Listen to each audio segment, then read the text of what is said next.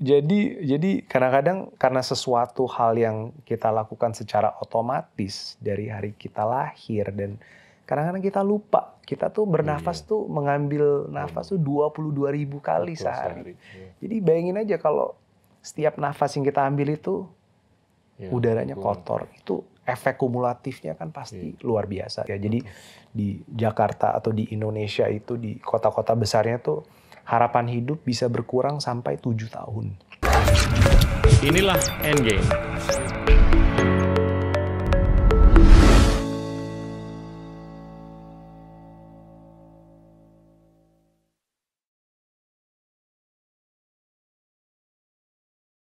Halo teman-teman, saya sering kali ditanya di sosmed. Saya ingin ikut berkontribusi untuk Indonesia yang lebih keren di 2045. Baiknya mulai dari mana? Mungkin salah satu saran saya yaitu belajar public policy. Nah, itulah pentingnya public policy. To change is definitely also policies, right? Dan untuk mendeliver itu, tadi butuh teknologi, butuh uang, dan butuh policy. Nah, pemahaman terhadap analisis kebijakan itu memungkinkan kita untuk mengaktualisasikan solusi untuk berbagai permasalahan, apalagi yang sifatnya struktural. Tidak hanya di pemerintahan, tapi juga di dunia usaha maupun non-profit. Mantan Sekjen PBB Ban Ki-moon, Perdana Menteri Singapura Lee Hsien Loong, dan jurnalis Rachel Maddow, semuanya adalah lulusan jurusan Public Policy. SKPP Indonesia, sekolah Public Policy pertama di Indonesia dengan bahasa pengantar bahasa Inggris, sedang membuka penerimaan mahasiswa untuk batch terbaru. Untuk detail mengenai program dan cara mendaftar, atau sekedar berkonsultasi mengenai rencana karir teman-teman ke depan, hubungi SKPP Indonesia melalui link yang ada di deskripsi. Now back to the show. Halo teman-teman, hari ini kita kedatangan Nathan Rustandi, CEO dan co-founder dari Nafas, perusahaan yang menarik sekali. Nathan, terima kasih bisa datang. Makasih Pak Gita, big fan, thank you for being. Cerita deh, masa kecil Anda, lahir di Jakarta, terus gimana tuh perjalanannya bisa sampai ke Nafas? Jadi saya lahir di Jakarta tanggal 5 Maret 87. Ibu aslinya dari Meksiko City.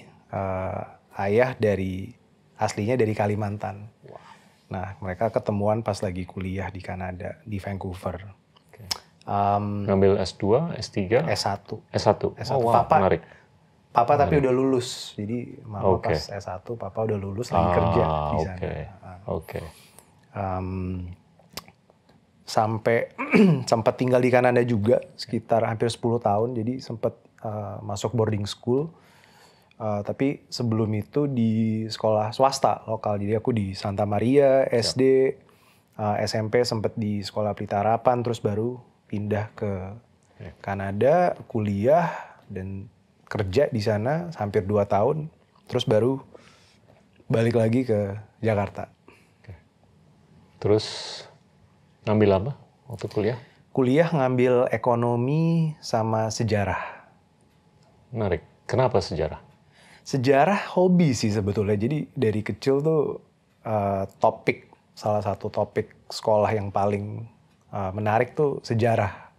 Dan memang hobi macam-macam sih, kalau dari kecil, dari SMP tuh sejarah, terutama sih budaya timur ya, lebih tertarik itu ke budaya timur, terus mengenal juga mungkin kultur dari Meksiko juga, karena Latin Amerika juga sejarahnya juga panjang banget. Terus di Habla Español? Hablo Español. Oh, hablo Español muy un poco. Muy bien.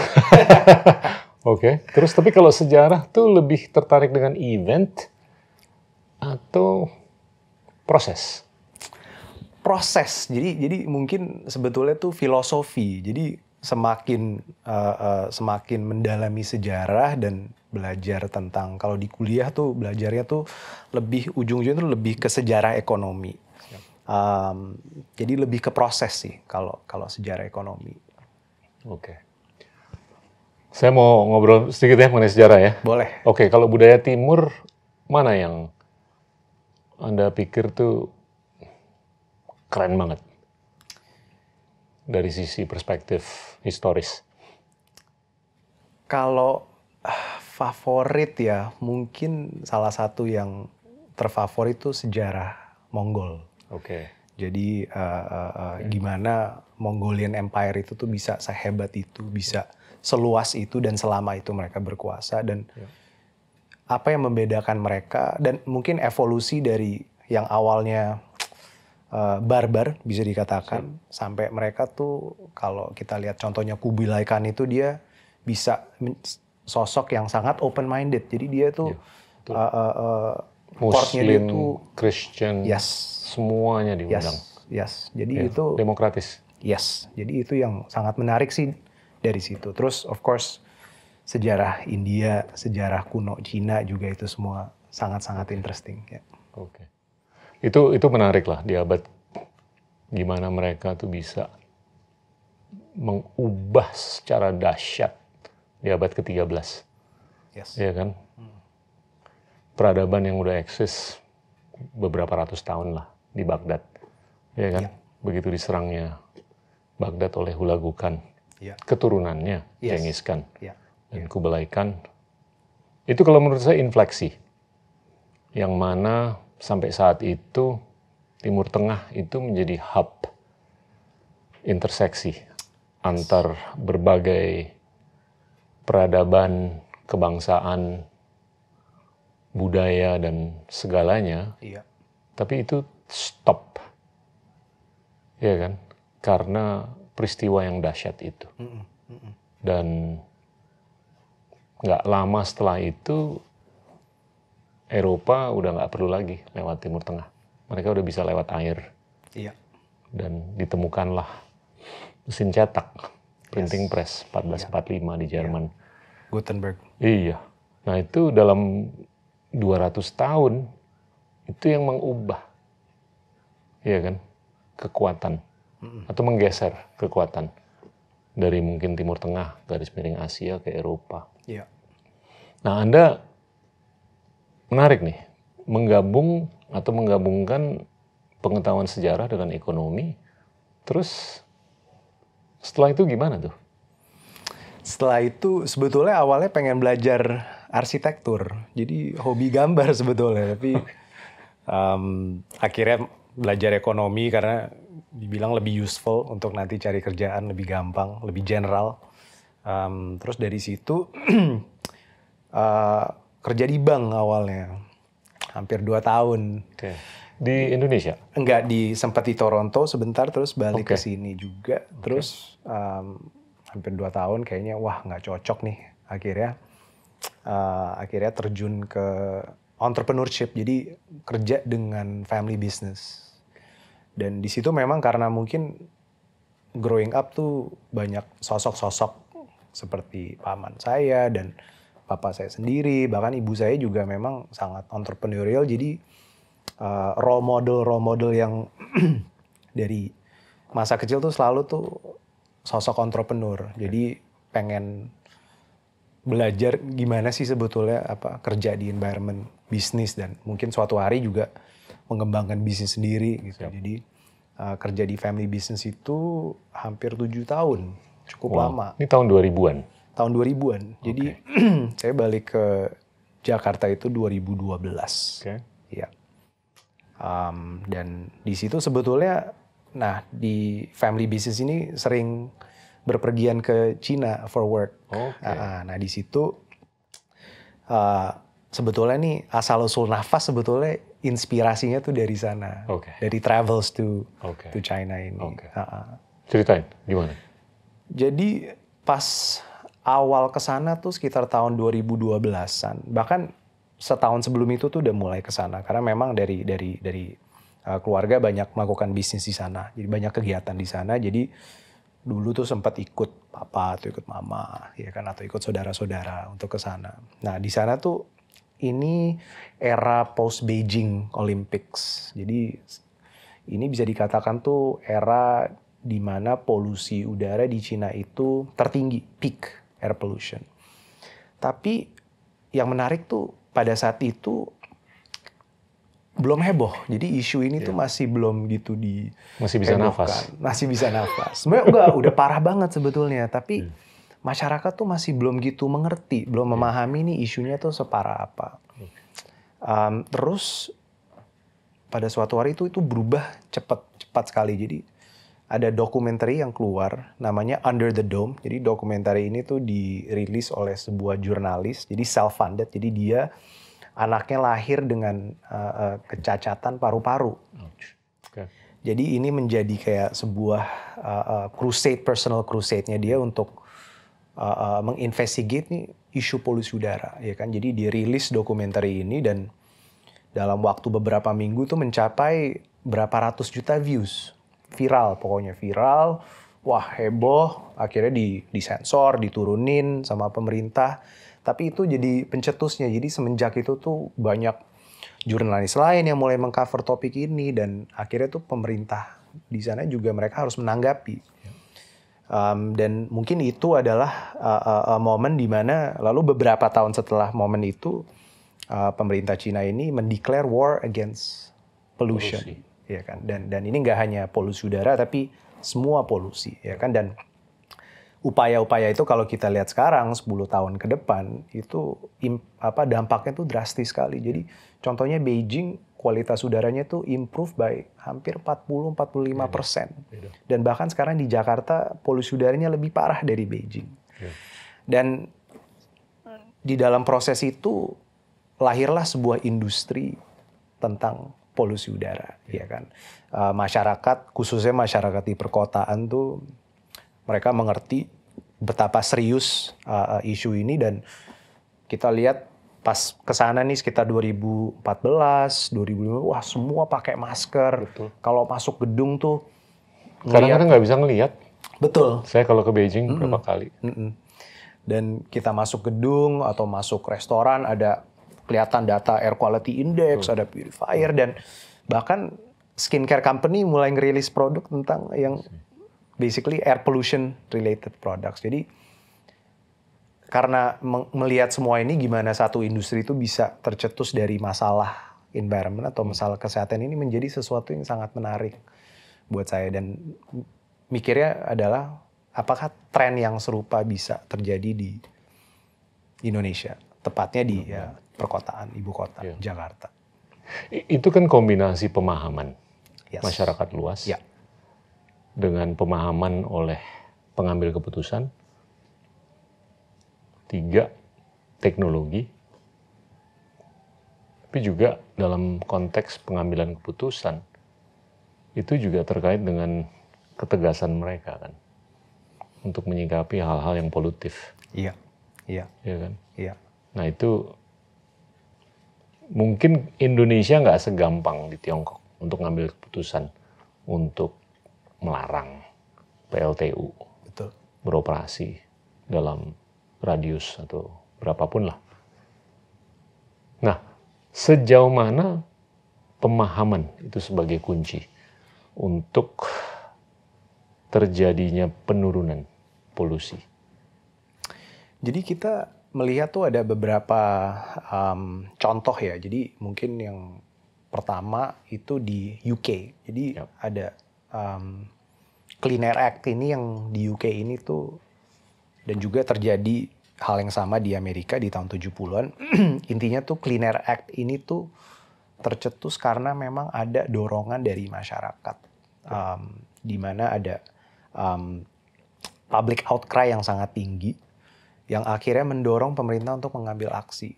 Jadi kita melihatnya tuh pemahaman, khususnya tuh pemahaman di masyarakat urban itu sebagai akseleran untuk pemerintah lebih cepat menanggapi, lebih cepat mengambil aksi. Dan yang contoh yang saya berikan tadi di Cina yaitu mungkin kalau tidak ada dokumenter itu mungkin bisa 1 tahun, 2 tahun dan setiap tahun itu jutaan orang yang meninggal ya kan. Jadi memang kalau kita lihat dari 7 skala juta. 7 juta bahkan ada estimasi itu sampai 11 juta. Jadi skalanya tuh besar sekali. Jadi pemahaman itu kayaknya tuh mungkin salah satu hal yang terpenting. Nah, ini saya akhir-akhir ini kan sering ya kampus, kalau saya ngobrol sama siswa dan siswi, masih banyak loh yang belum paham mengenai pergerakan karbonisasi. Ya kan? Kalau saya ngomong bahwa sampai hari ini udah 1,6 miliar ton karbon yang sudah teremisikan. Orang tuh, masa sih? Itu sebesar apa tuh? Terus saya ngomong setiap tahun kita mengemisikan 35 miliar ton karbon, kurang lebih. Terus saya ngomong yang tersisakan di planet ini hanya 2.000 sampai 3.000 gigaton karbon. Nah itu mereka nggak bisa tuh nyambung. Ya kan? Iya. Satu, mereka mungkin agak kaget dengan angka-angka seperti itu, terus mereka nggak bisa nyambung antara yang satu dengan yang lain. Iya. Saya sih percaya ya, ujung-ujungnya perlu ada political ownership taking. Ya kan? Saya ngelihat harapannya ini di anak-anak muda. Kalau kita mau merangkul kesepakatan Paris untuk mengurangi emisi karbon 50% di tahun 2030, 25% 2040, 25% yang terakhir 2050. Tanpa political ownership taking, sulit. Iya. Iya kan? Iya, setuju. Nah ini political ownership taking ini hanya bisa terjadi kalau ada pemahaman kan. Nah, saya mau ngukur nih keyakinan Anda. Anda kan ngukur nih berapa kekotoran atau kebersihan udara. Terus kalau orang baca monitor yang Anda sajikan atau data yang Anda sajikan, itu nyambungnya gimana tuh? Sampai mereka bisa memahami, terus mereka mengambil aksi atau bahkan mengambil sikap politik. Iya. Gimana tuh? Iya. Mungkin ini dari sudut pandang publik ya, atau Siap. dari sudut pandang pemerintah. Iya. Kalau dari sudut pandang pemerintah mungkin sebetulnya itu pemahaman tuh harusnya sih sudah cukup tinggi ya. Kita juga sering berdialog sama BMKG. Yap. Dan memang tuh mereka juga punya data dan mereka tuh mengetahui, dan ini sebetulnya kalau di kalangan itu sih ini bukan, this is not new information, Yap. ya kan. Tapi memang kalau kita mulai melihat insentif untuk menggunakan batu bara tuh, wah itu very deep ya, entrenched insentif-insentifnya. Jadi memang ya kembali tadi sih yang bisa mengambil aksi sedrastis pemerintah Cina tuh nggak ada, dan sulit sekali. Jadi ya it's a very difficult. Tiongkok pilar ekonominya banyak. Jadi mereka bisa memainkan. Dan nggak terlalu zero sum game. Iya. Iya kan? Iya. Kalau di sini pilarnya mungkin nggak sebanyak. Betul. Apa yang kita lihat di Tiongkok. Jadi sulit untuk kita mengurangi atau mematikan Substitusinya bisnis susah, model yang iya. udah pre-existing, yang pemberdayaan manusianya juga nggak bisa diremehin. iya. Iya kan? Dan saya nggak pernah mengadvokasikan bahwasanya karbonisasi itu harus di-stop. Kita nih sebagai negara berkembang harus memikirkan transisi kan, yang bijaksana Iya. dari karbonisasi menjadi dikarbonisasi. Betul. Dua-duanya juga bisa eksis.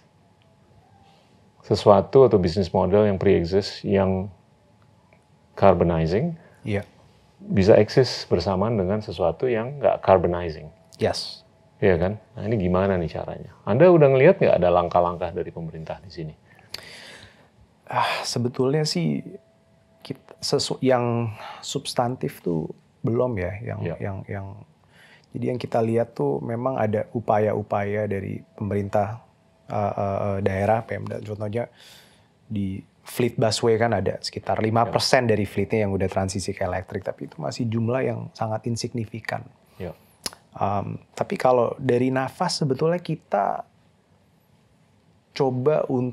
berupaya untuk nggak terlalu ke touching on the politics, tapi kita lebih ke karena yang masalah utama yang kita lihat tuh adalah adanya nih kesenjangan informasi. Jadi apa yang diketahui para ilmuwan, karena kalau kita lihat scientific literature-nya tuh banyak sekali. Dan bukan bisa dikatakan bukan fringe science ya, ini something yang udah sangat mainstream. Tapi apa yang diketahui oleh masyarakat awam tuh masih sangat-sangat kecil. Jadi di nafas ini kita melihat adalah bagaimana kita bisa, how can we close that gap, ya kan? Bagaimana kita bisa menggunakan data sebagai materi untuk mengedukasi, ya kan? Dan mengedukasi dari sudut pandang kesehatan, karena ujung-ujungnya tuh cost terbesar dari polusi udara ini adalah kesehatan masyarakat. Dan ini nggak bisa kita understate ya. Jadi di Jakarta atau di Indonesia itu, di kota-kota besarnya tuh harapan hidup bisa berkurang sampai 7 tahun. Dan ini studi yang dilakukan riset partner kita dari University of Chicago. Dan jadi role nafas ini tuh sebetulnya kita menyediakan sebuah platform dan kita mengolah data, kita mengumpulkan data, kita mengajak stakeholder berbeda, dari kita menyediakan informasi ke publik, kita mengajak lembaga-lembaga riset, universitas, dan kita mau membangun nih semacam think tank. Dan ujung-ujungnya hopefully pemerintah ini bisa menjadi suatu tool lah, sebuah resource yang bisa digunakan pemerintah untuk mungkin melakukan policy creation seperti itu. Ini mulia loh. Ini harus sabar nih. Yes, harus sangat sabar. Untung Anda masih muda, ya kan? Tapi coba deh kasih gambaran mengenai apa yang dilakukan oleh Nafas secara detail atau secara konkret, dan kasih gambaran mengenai apa yang Anda sudah lakukan. Itu bisa diukur dan tersalin ke sesuatu yang membuahkan kepuasan batin ke Anda. Halo teman-teman, terima kasih sudah menjadi teman setia Endgame. Cek rilis terbaru dari Future Narrators Merchandise Collection dan dukung terus misi kami untuk mencari ide-ide terbaik dari narator-narator keren lainnya. Link pemesanan ada di deskripsi. Now back to the show.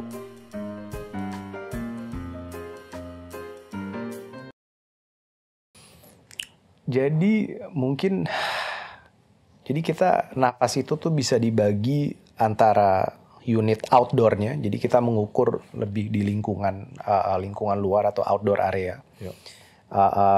Jadi kita menginstalasi sensor-sensor fisik. Jadi kita menggunakan metode pengukuran yang terstandarisasi. Jadi semua sensornya sama dan ini menjamin integritas dari data yang kita ambil. Ini dipasang di mana nih sensornya? Di lingkungan outdoor, jadi ada di perumahan, macam-macam. Dekat pabrik ada beberapa, tapi agak susah ya kadang-kadang. Kita pernah naruh sensor di Bantar Gebang beberapa bulan tiba-tiba hilang gitu. Oke, mungkin dimakan burung. Terus? Dan data ini cukup interesting. Jadi setiap sensor yang kita pasang itu kayak kita menanam pohon. Jadi kita programnya itu menanam sensor. Kita menanam sensor dan data itu bisa diakses oleh komunitas di sekitar sensor itu, ya kan? Jadi kita menyediakan sebuah public good ya, jadi sarana umum di mana penduduk itu bisa mengakses kualitas udara di daerah mereka, di area mereka, ya kan? Contohnya, let's say saya tinggal di dekat Cipete, Kemang, saya suka lari biasanya nih, ya kan, lari. Biasanya pagi. Tapi ternyata pagi itu adalah momen terburuk untuk lari. Kualitas udara tuh paling tinggi tuh di pagi hari. Jadi saya bisa cek kualitas udara. Itu nanti saya jelasin. Tapi saya bisa cek, oke, ada sensor yang 0,5 kilometer dari rumah saya. Dan itu memberikan informasi yang relevan gitu. Jadi saya bisa lihat pada saat itu di daerah itu kualitas udaranya seperti apa, ya kan? Dan semakin banyak data yang kita kumpulkan, nanti kita bisa melakukan prediksi, forecasting, ya kan? Jadi kita bisa kasih tahu, contohnya, Pak Gita suka bersepedaan, oke, di 2 minggu ke depan ini jam-jam terbaik, contohnya, ya kan? Jadi kayaknya saya lebih berenang sih, bukan sepeda. Jadi kalau balik ke pertanyaannya tuh apa? What gives us satisfaction is gimana data ini tuh bisa menjadi inspirasi untuk mengubah someone's behavior. Jadi user-user kita tuh banyak tuh yang memodify behavior mereka setelah mengetahui informasi-informasi ini. Oke lah, kalau dia biasa jogging pagi, dia ubah. Yang aman kapan sih? Sore atau malam? Yang aman itu siang ke sore. Jam berapa sampai jam berapa? Jadi kurang lebih jam 10 pagi sampai jam 5-6 sore. Itu terbaik ya. Kalau jadi mungkin ini kadang-kadang tuh reverse logic ya, karena kita mikir loh kan kalau rush hour itu bukannya banyak mobil, macet dan polusinya harus ada delay-nya ya, ada lag-nya mungkin. Karena banyak polusi itu bukan berasal dari Jakarta, polusi bawaan.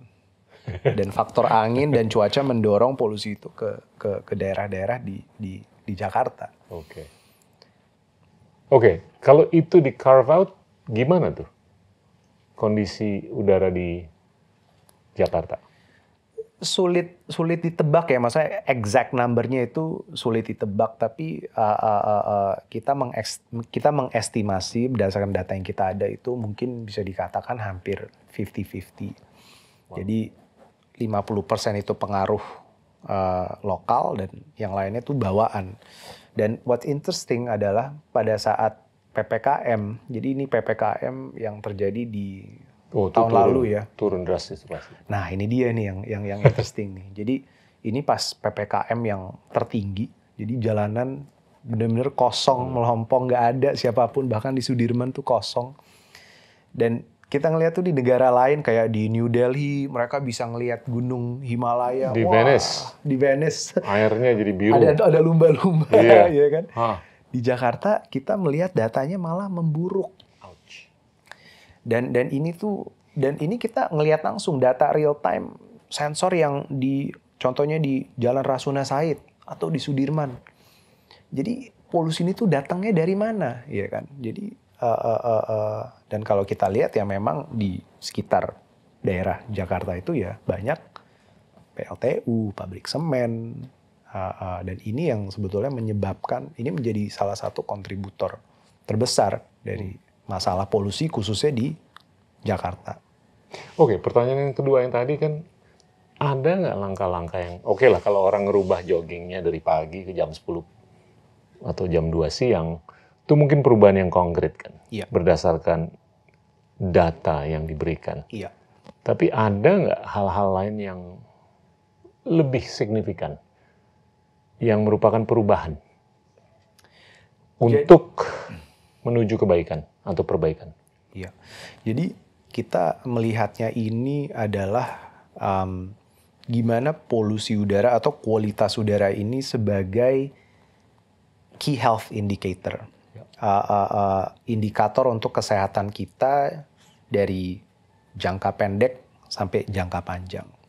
Dan kalau kita lihat dari penelitian-penelitian yang sudah ada, korelasinya tuh sangat-sangat jelas. Jadi kita bisa tahu, ini studinya tuh metodologinya sangat mirip dengan studi-studi tentang merokok, ya kan? Jadi kita tahu kalau seseorang merokok 10 batang, 2 pak, 1 batang, mereka tuh resikonya berapa persen, ya kan? Jadi data, informasi-informasi semua ada. Jadi yang coba kita lakukan sebetulnya adalah dengan data yang kita terima dari sensor-sensor kita yang ada di luar dan ada di dalam ruangan, itu kita melakukan kita bisa melakukan health insights. Jadi user nafas nanti tuh bisa kayak mendapat laporan kesehatan.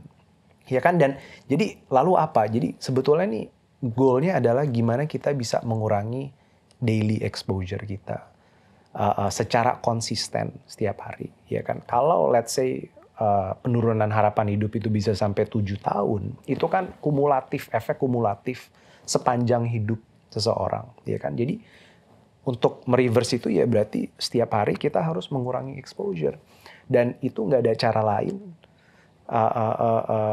Satu-satunya cara adalah kita mengkontrol kualitas udara di dalam indoor area, karena memang we spend most of our time indoors, ya kan? Apalagi pas COVID, mungkin 99% dari waktu kita tuh di dalam ruangan. Jadi kuncinya tuh adalah bagaimana kita bisa memanage kualitas udara di dalam ruangan. Mau itu di rumah, mau itu di kantor, mau itu di sekolah, ya kan, tempat kita nge-gym, fitness, macam-macam.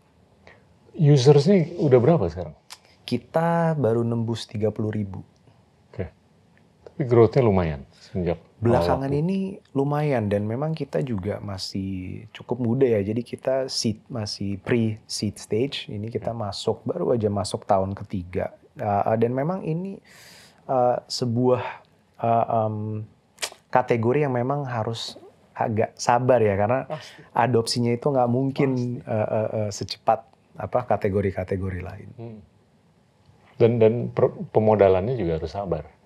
Yes. Karena ini narasi yang jangka panjang, Iya, bukan jangka pendek atau menengah, betul. gitu. Terus apa lagi? Saya ngelihat ini sangat bisa diberdayakan kan untuk, atau bahkan bisa memberdayakan predictive analysis. Iya. Ya kan? Udah menggunakan AI nggak? Kita sekarang lagi explore. Oke. Kita sekarang baru masuk explore AI, machine learning, and basically ya sekarang kita ujung-ujungnya kita adalah dari semua raw data yang kita terima, bagaimana kita bisa mengolah data itu untuk menjadi health insights, ya kan? Dan itu ujung-ujungnya pasti kita akan menggunakan AI. Oke. Apa aja nih aplikasinya? Selain kita bisa tahu larinya kapan, terus lebih banyak di indoor atau apa gitu. Jadi kalau nafas itu sebuah ekosistem. Jadi kita ada outdoor areanya yang kita mengukur dan kita menyediakan outdoor network ini dan data bisa diakses. Kita juga menyediakan solusi-solusi untuk dalam ruangan juga. Oh ya, contohnya? Ya, ini contohnya. Nah ini jadi, harus di demo nih. Nah ini jadi alat memonitor kualitas udara di dalam ruangan, indoor air quality monitor. Ini good nih. Ini good nih sekarang. Ini benar-benar good nih ya. Ini benar-benar good. Bukan di Bahkan setting kita ke good bisa- ya sebelum.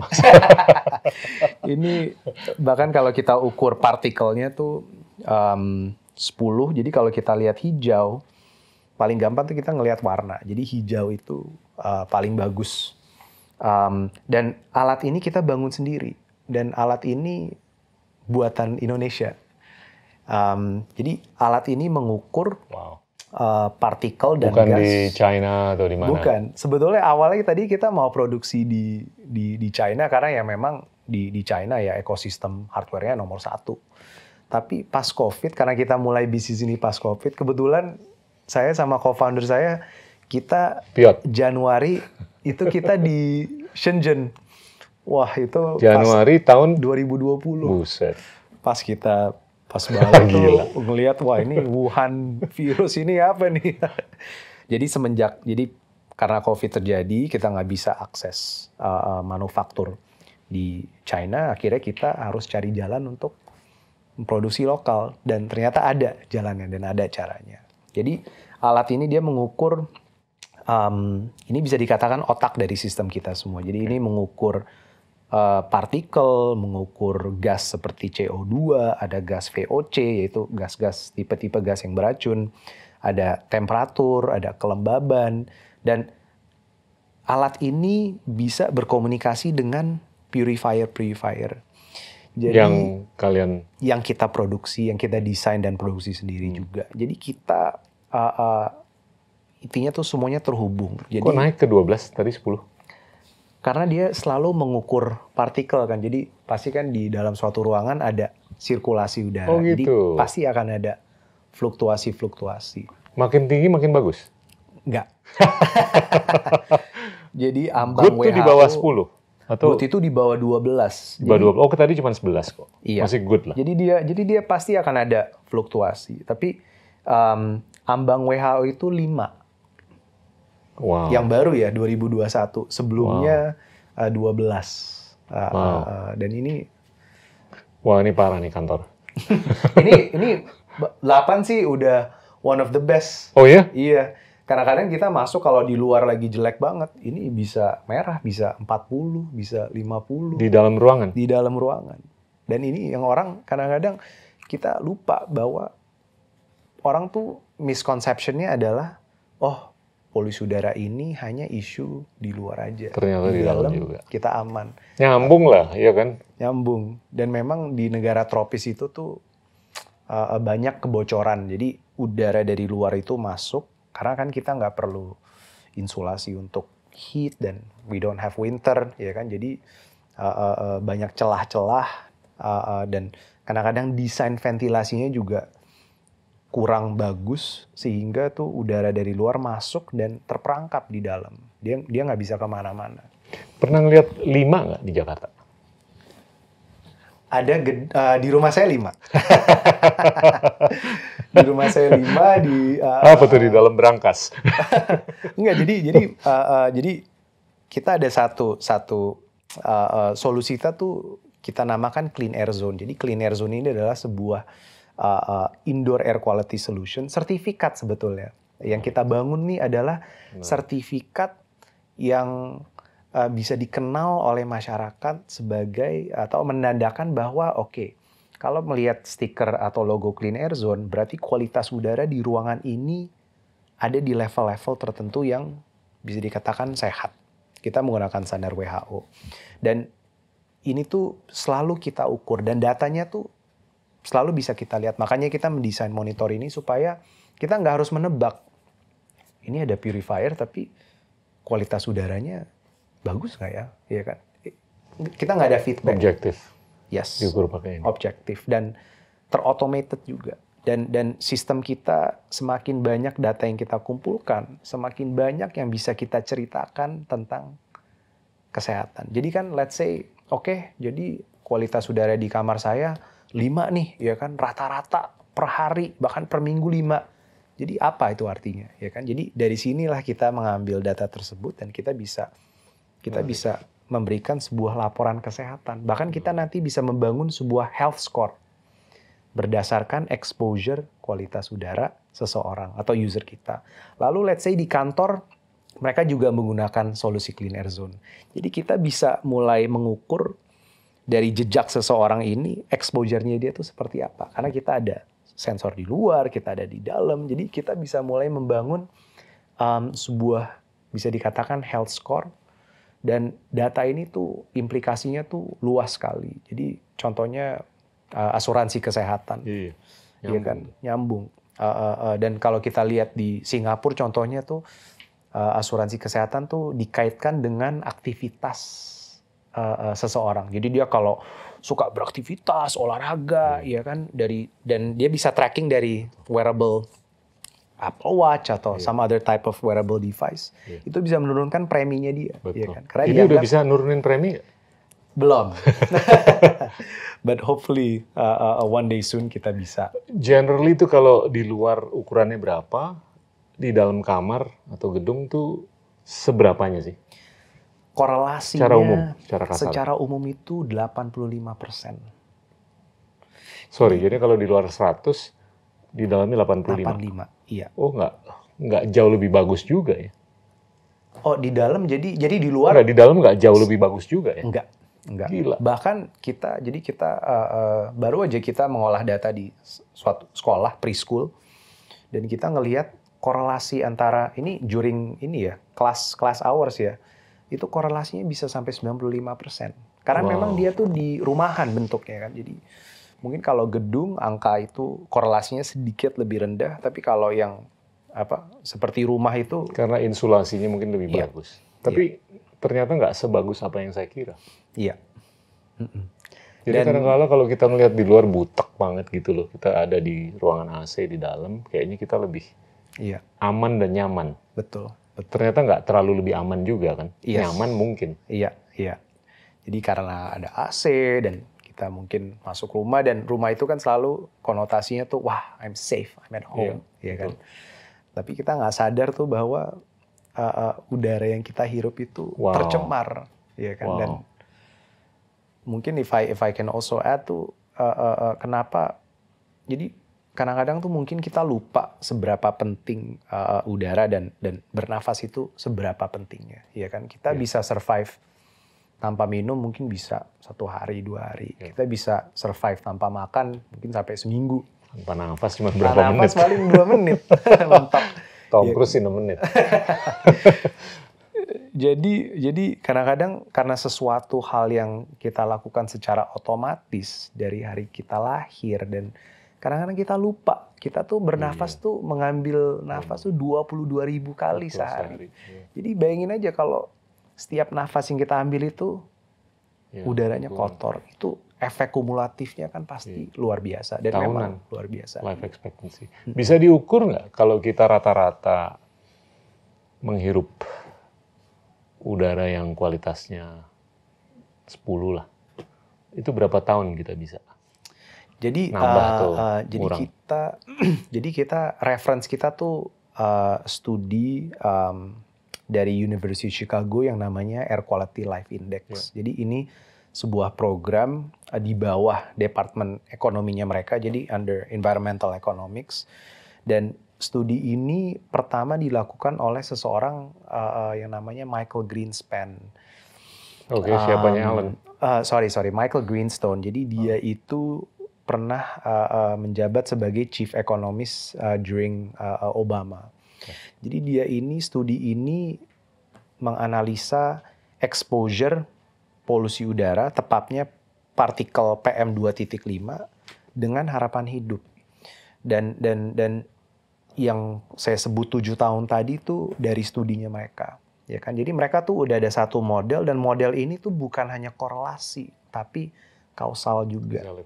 Jadi bisa sebetulnya diukur. Tapi kita juga nggak mau sembarangan ya. Jadi kita juga harus ada sebuah, ya kita harus ada integritas lah. Kita nggak boleh sembarang mau menakuti orang untuk supaya people use our product, ya kan? Jadi makanya kita juga sebanyak mungkin kita menjalin kerjasama dengan universitas. Kita juga ada kerjasama dengan Profesor Budi di FKM UI. Beliau juga advisor kita juga, dan kita juga support studi-studinya beliau dengan menyumbangkan data kita juga. Jadi sebanyak-banyaknya kita mau mempelajari dan mengerti isu ini, terutama dari sisi saintifiknya, supaya informasi yang kita berikan, yang kita sajikan ini tuh berintegritas. Tapi kalau kita lihat dalam 20-30 tahun terakhir ini, PPM udah naik kan. Dari 280 ke di atas 400-an lah. Iya. Ya kita at some point kalau itu naik terus, kita juga harus harus menerima lah. Iya kan? Iya. Kalau emang externality-nya udah kayak begitu, makronya kayak begitu, ya kita mau pakai alat begini juga ada keterbatasan kan. Iya, betul. Gimana tuh? Jadi mau nggak mau makronya juga harus disikapi. Jangka panjang itu intinya tuh only the government can really solve this problem secara makro. Dan teknologi. Ya kan? Tapi harus ada insentif dari pemerintah untuk mendorong teknologi ini supaya adopsinya dan level development-nya lebih cepat. Dan memang ini keterkaitan sama environment dan climate change ini berdekatan sekali nih ya, polusi udara. Karena ujung-ujungnya ya human cost-nya itu adalah ya air pollution, ya kan? Orang tambah sakit. Dan nggak hanya kita ngomongin kesehatan tuh nggak hanya yang jangka panjang, tapi hal-hal kecil seperti kulit, sakit tenggorokan. Kadang-kadang tuh kita suka, wah ini masuk angin nih. Ini jangan-jangan bukan masuk angin kotor kali, masuk angin terpolusi. Jadi dikerokin malamnya atau makan antangin. Jadi ya memang ini something yang sangat far reaching lah consequences-nya. Is there hope? Yes, I think sebagai entrepreneur our best skill to have is being optimistic. Enggak, kalau ini saya hopeful banget. Tapi makronya, akhir-akhir ini saya lebih menyampaikan, saya lebih berharap dengan teknologi untuk jangka pendek dan jangka menengah. Untuk berharap terhadap kebijakan, mungkin lebih di jangka menengah dan panjang. Ya kan? Contohnya otomotif lah.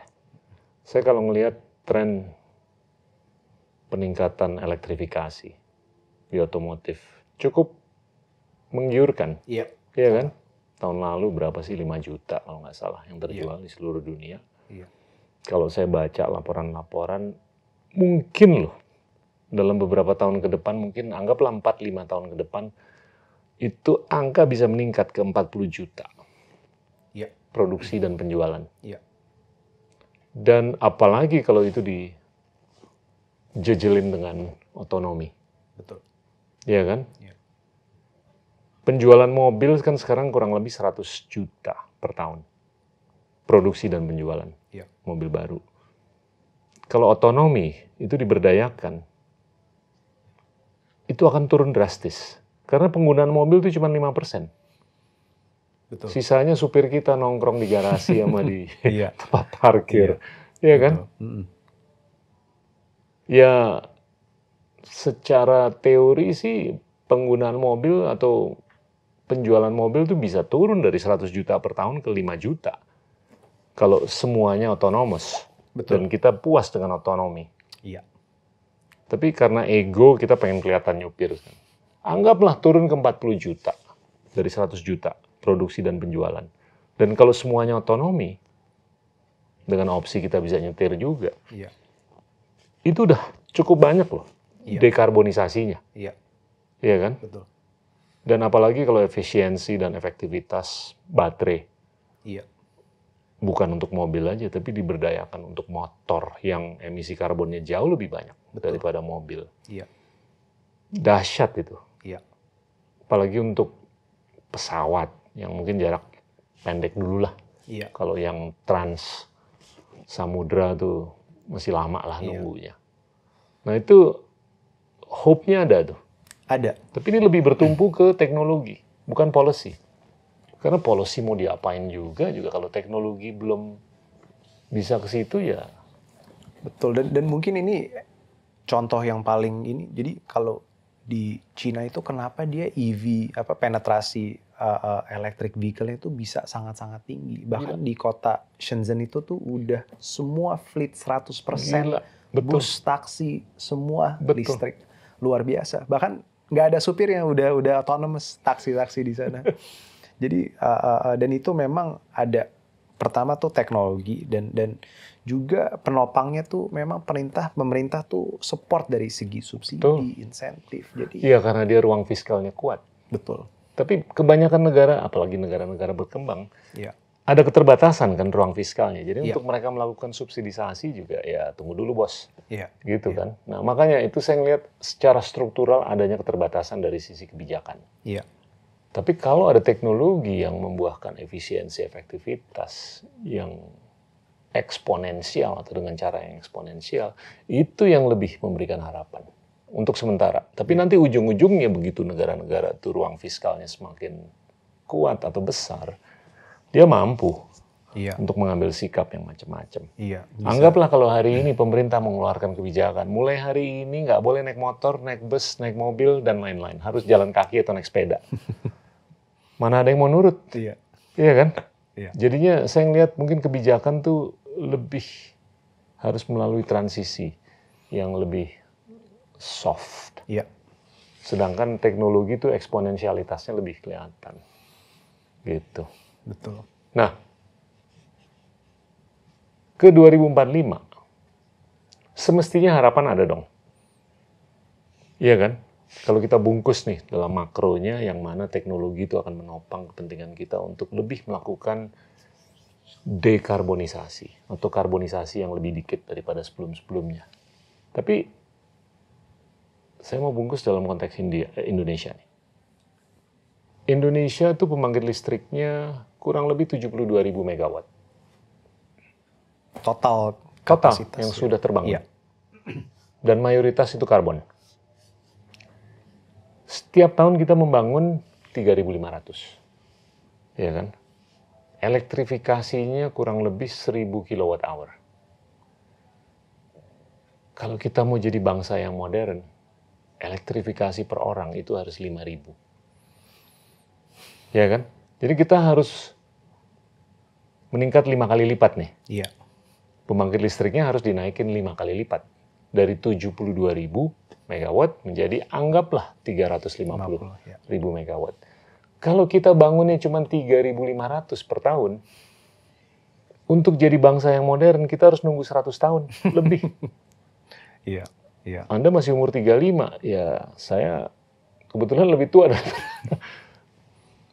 Apakah kita mau atau mampu nunggu 100 tahun untuk menjadi bangsa yang modern? Ya kan? Ya solusinya skala dan velocity. Yes. Kita harus meningkatkan skala pembangkit listrik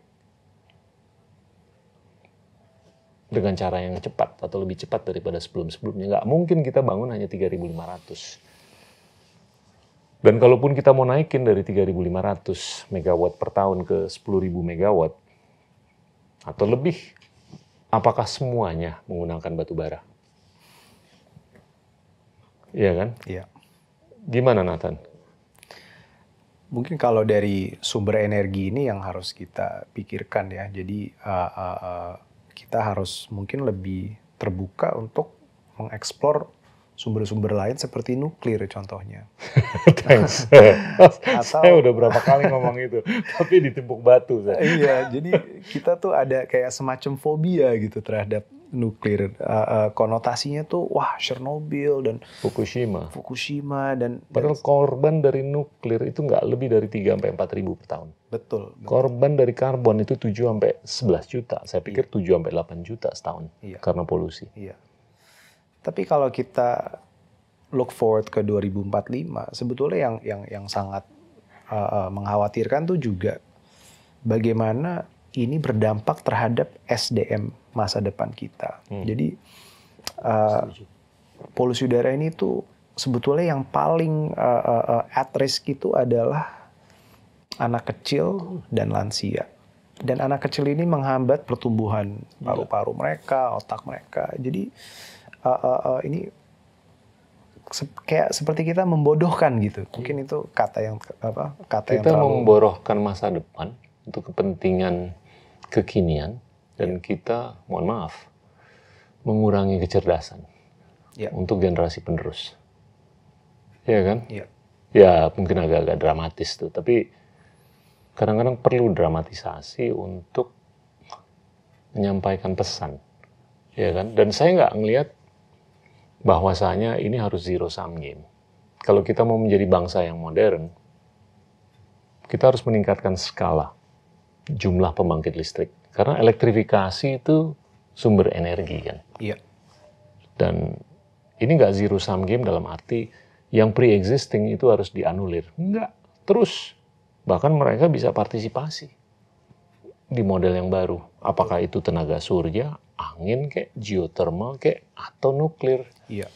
Tapi kita udah lihat kan semenjak Fukushima, Jerman mengambil sikap untuk pivot dari nuklir ke tenaga surya. Tapi kalau saya hitung penggelontoran dana untuk tenaga surya itu nggak terlalu efisien dan efektif. Iya. Prancis yang nggak berubah terbukti sukses. Iya. Jerman mau berubah ke tenaga surya dan gas. Dengan situasi di Ukraina sekarang ya semakin gigi jari mereka. Iya. Gimana nih ketergantungan mereka? Tapi ya ini nggak gampang. Saya tahu lah. Tapi mungkin sudah waktunya untuk didiskursuskan. Satu, kita mau bernafas. Oksigen atau udara yang lebih bersih. Tapi kalau ppm-nya udah naik dari 280 ke 400-an, dan ini bisa naik ke 450 sampai 500, ya setiap hari kita ngeliat angka mungkin 40. Nggak turun ke 5, nggak akan pernah turun ke 5. Iya. Iya. Iya kan? Iya. Dan ini nggak bisa hanya jadi kalau PM 2.5 ini nggak bisa difiltrasi oleh pohon. Nggak bisa. Iya. Nggak bisa. Ya kita nanam mangrove kayak sebanyak mungkin, terus kita pikirkan sumber energi kita nih dari mana. Hidro kayak, tenaga surya kayak. Dan saya selalu ngomong tenaga surya yang datang ke planet bumi itu jumlahnya 8.000 kali dibandingkan apa yang kita konsumsikan. Iya kan? Tinggal kita nunggu aja 3 hal. Teknologi yang bisa menyerap, menyimpan dan mendistribusi Betul. dengan cara yang lebih efisien dan efektif. Iya. Makanya saya lebih percaya dengan teknologi untuk sementara. Ya, kalau mau ngomong policy-nya apa? Untuk menginduce atau mengstimulasi research and development, tapi perlu fulus. Iya. Kalau fulusnya terbatas ya sama aja bohong. Ya, tunggu dulu deh. Kalau nggak ada duit, mendingan kita tunggu aja nih teknologi yang datang mungkin dari Cungko, kayak dari Jepang, kayak dari Korea, Jerman, atau Amerika, atau apa. Iya. Nggak tahu, is that the right line of thinking? Setuju. Memang jadi kita harus menunggu teknologi yang intinya ya lebih frugal, lebih murah yang bisa kita gunakan. Karena ya memang ada keterbatasan dari devisa ini kan. Setuju. Sangat setuju. Nafas nih gimana nih ke depannya? Kalau ke depannya misi kita adalah Agak ngimpi dikit ya. Fast forward deh, 5, 10, sampai 22 tahun. kita adalah sebuah perusahaan yang bisa meningkatkan kualitas dan umur hidup seseorang walaupun kondisi atau lingkungan yang di sekitar mereka tuh terpolusi. Jadi gimana kita bisa meng-create lingkungan baru. Jadi lingkungan yang udara bersih yang selalu mereka bisa hirup setiap saat. Entah itu mereka di rumah, mereka ke kantor, mereka naik transportasi umum. Jadi walaupun kondisi di luar itu memburuk, yang unfortunately trennya itu melaju ke sana, tapi at least kita bisa mereverse life expectancy reduction ini, bisa kita jadikan sebagai life expectancy gain. Itu sebetulnya misi kita. Dan ini semua bukan hanya mimpi, tapi bisa kita ukur nantinya. Ini bukan hanya sekedar omongan atau mimpi, tapi rooted in data and rooted in science. Gitu. Do you believe? Ini I want to punch on this point again. Bakal ada political ownership yang cukup di Indonesia untuk mengsolusikan hal-hal terkait perubahan iklim. Karena nggak tahu nih, agak-agak kalau saya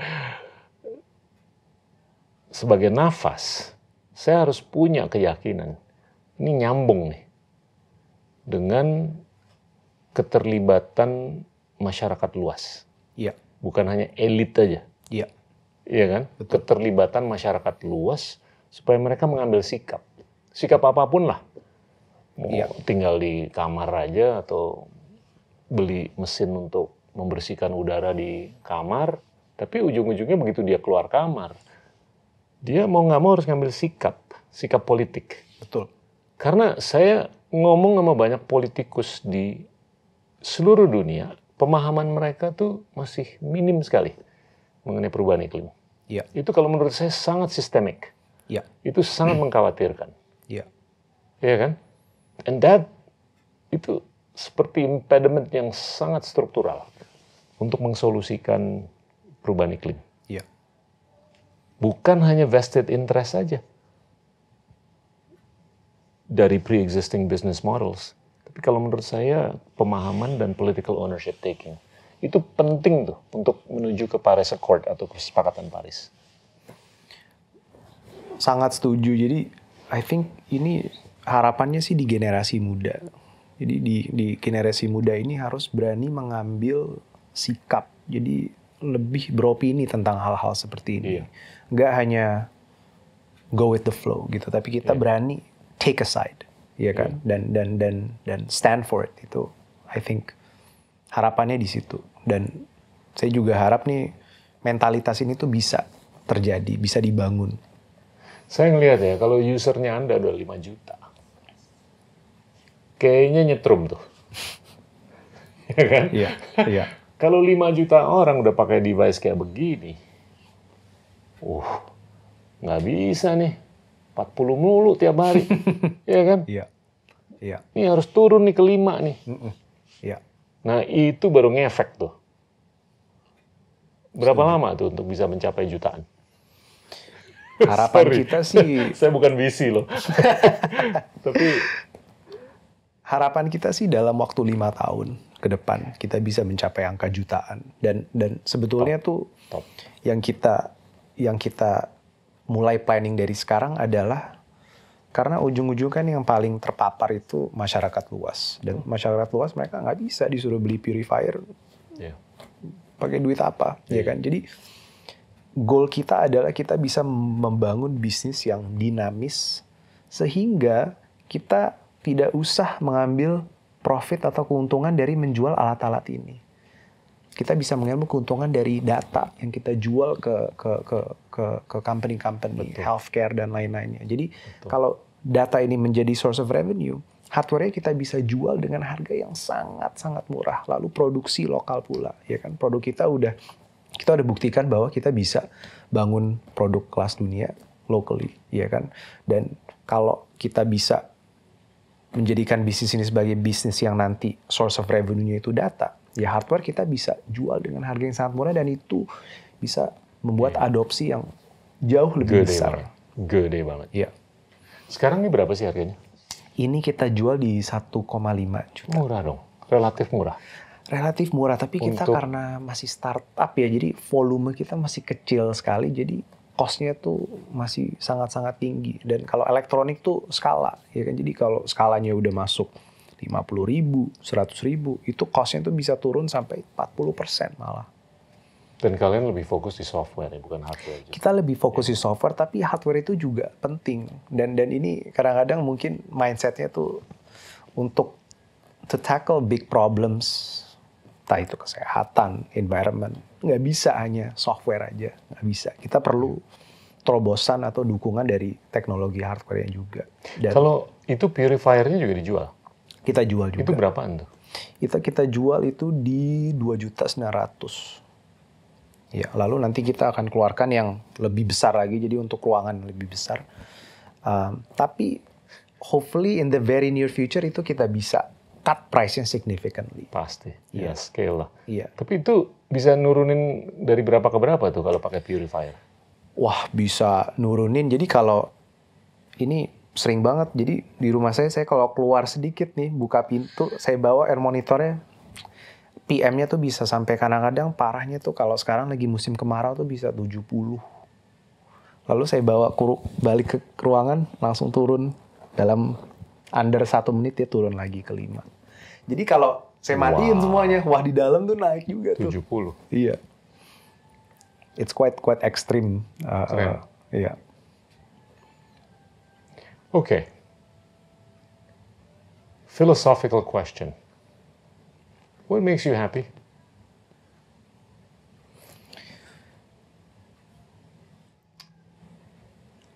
I think what makes me happy is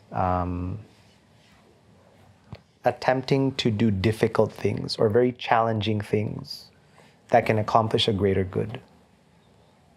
And it's through, the struggle of doing that is what actually yields happiness. It's maybe a bit counterintuitive, but it's starting to feel more and more like that. Yeah. Kayaknya sih dengan melakukan ini, it sounds really cool. Thank you. It should make me happy. Karena gini loh, kecenderungan pemimpin di perusahaan dan karyawannya adalah untuk fokus ke hal-hal yang sifatnya tuh jangka pendek. Appetizer and desserts. Kurang fokusnya ke jangka panjang. Iya kan? Isu yang jangka panjang tuh kan gimana kita bisa meningkatkan inklusi keuangan. Yeah. Tapi, sorry ini agak digress, tapi penting. Karena you're a student of history. Kita lihat ya, 500 tahun yang lalu, negara yang paling kaya, itu cuma 2 kali lebih kaya daripada negara paling miskin. 200 tahun yang lalu, negara paling kaya, itu cuma 5 kali lebih kaya dari yang paling miskin. Hari ini, negara paling kaya 300 kali lebih kaya daripada yang paling miskin. Yeah. Jadi Ya bisa dibilang dalam 500 tahun terakhir, inklusi itu udah meningkat secara drastis. Iya. Tapi apakah itu menjamin pengurangan kesenjangan? Belum tentu kan? Tentu. Nah ini kita harus cari jembatan antara inklusi keuangan dengan turunnya kesenjangan. Iya. Ini kalau menurut saya salah satu jembatannya adalah pendidikan. Ya kan? Literasi. Iya. Apapun lah. Iya. Jadinya balik ke urusan ini. Gimana kita tuh harus mendidik masyarakat luas bahwa apa yang dilakukan ini adalah untuk kepentingan kita mensolusikan perubahan iklim. Perkara mereka beli atau enggak. Iya.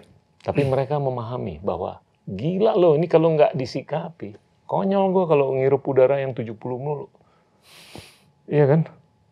Kapan gue bisa menghirup udara yang 5? Iya. Nah, gimana tuh menurut Anda? Do you sense that what you're doing itu nyambung dengan kepentingan misi kita nih? Supaya lebih banyak pemimpin-pemimpin di komunitas kayak di perusahaan kayak lebih menyadari hal-hal yang sifatnya jangka panjang dibanding yang sifatnya dessert atau appetizer. Memang susah ya karena kalau di dunia bisnis tuh memang insentifnya itu lebih cenderung ke making the highest return the next day, ya kan? Iya.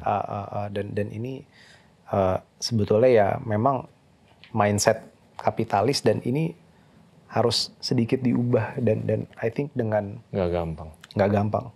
Tapi I think dengan support dari kalangan investasi, kalangan investor, dan juga dorongan-dorongan program-program akselerator yang supaya tuh kita tuh ada juga insentif supaya insentif untuk melakukan sesuatu yang payback-nya mungkin jangka panjang.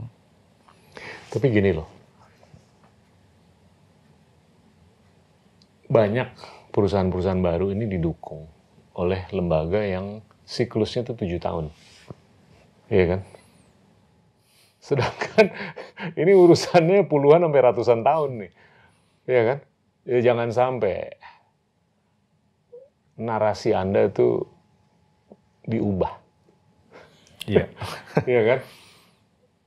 It will not do me or everybody else justice. Kalau narasi Anda itu ditweak sedemikian rupa sehingga harus dipaksa gitu loh. Menuju ke pendauran ulang modal dalam 7 tahun. Ngerti kan? Iya. Ini seringkali saya ngelihat ya, teman-teman startup tuh filosofinya agak tabrakan dengan kepentingan perputaran modal yang sifatnya lebih jangka pendek Iya. daripada misi atau filosofi perusahaan ini yang jauh lebih panjang daripada 7 tahun. Betul. Betul. Ya kan? Dan Anda tuh berkecimpung di dunia usaha yang kalau menurut saya itu sifatnya jangka panjang. Betul. Ya kan? Saya nggak tahu apakah PPM itu akan naik atau turun dalam 7 tahun secara berarti. Ya kan? Iya. Tapi saya berharap dalam 20, 30, 40, 50 tahun ke depan itu akan turun drastis. Mudah-mudahan di bawah 400. Iya. Gitu.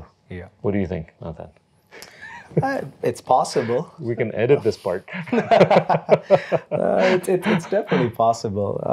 Tapi semakin kita ngelihat trennya dan speaking to experts tuh, wah, it's difficult to be optimistic about that.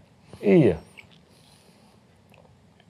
Saya agak-agak ini loh, hati kecil saya ngerasa. Gila nih. Iya. Nggak gampang. Iya. Tapi bener Anda. Ibarat kata kalau kita mau berbisnis tuh harus ada unsur crusade-nya juga. Sama dengan kalau kita mau berpolitik. Jangan kita berpolitik untuk vokasi.